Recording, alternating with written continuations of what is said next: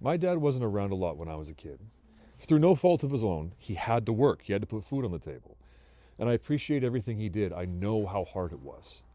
But at the same time, that meant that he wasn't there to teach us all the things that we should have known. And I had to figure a lot of it out for myself. Some of it I figured out wrong. So my hope is that I can maybe share some things that it took me way too long to figure out.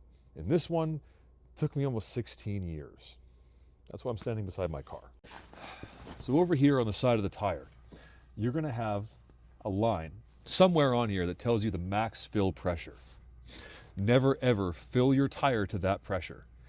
Growing up, I thought that this was where you were supposed to fill your tires to, and I spent 16 years filling my tires to the absolute limit where the manufacturer put this here for your safety, knowing that if you go past that point, you're at risk of your tire exploding.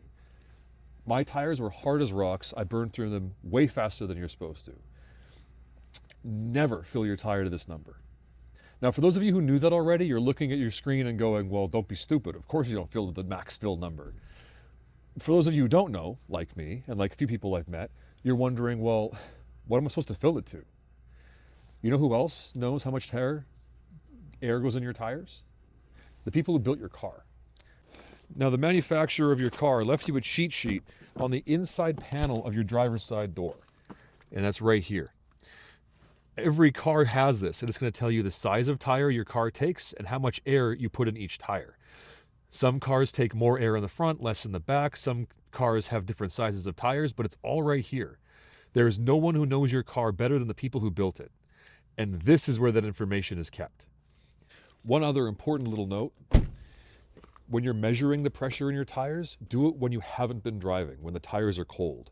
Air expands as you drive. So when you're driving, the pressure in your tires might go from being a little bit too low to a little bit too high. You might check your tires and they seem like they're full.